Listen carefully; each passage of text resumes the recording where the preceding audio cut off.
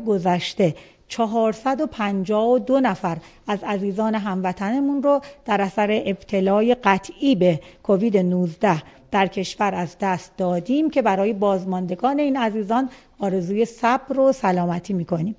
و با این احتساب مجموع جانباختگان بیماری در کشور به عدد 41034 نفر رسیده است.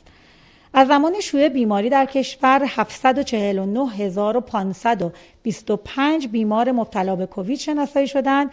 که از این تعداد 552747 نفر بهبود پیدا کردند. موارد ابتلا و بستری روزانه در کشورمان همچنان با شیب تند و نگران کننده‌ای در حال افزایش است و در حال حاضر به بالاترین میزان خود از زمان شیوع بیماری رسیده است. متاسفانه در هفته گذشته نیز شاهد افزایش بروز موارد مثبت بستری و همچنین افزایش بروز تعداد فوت شدگان مثبت بیماری نسبت به هفته‌های ماقبل بوده‌ایم. متوسط بروز هفتگی موارد مثبت بستری در هفته گذشته با افزایش نسبت به هفته ماقبل به 26.5 نفر به ازای هر 100,000 نفر جمعیت رسیده و استانهای ایلام، سمنان، خراسان جنوبی و یزد دارای بیشترین میزان بروز مثبت بستری در کشور بودند.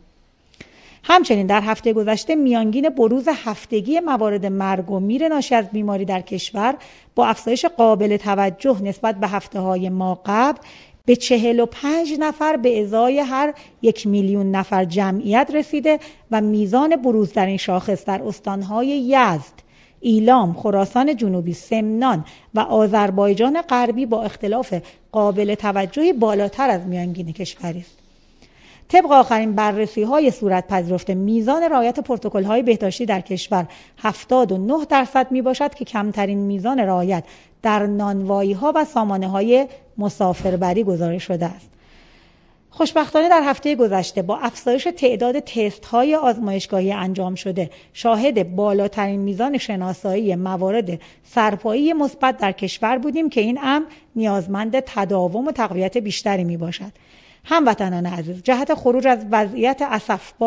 اسفبار حال حاضر بیماری در کشورمان امروز بیش از هر زمان دیگری نیازمند همکاری شما در عمل به توصیه‌های بهداشتی و همچنین تقویت و تداوم همکاری‌های بین دستگاهی در اجرای صحیح محدودیت‌های مصوب و نظارت دقیق بر انجام آن هستیم.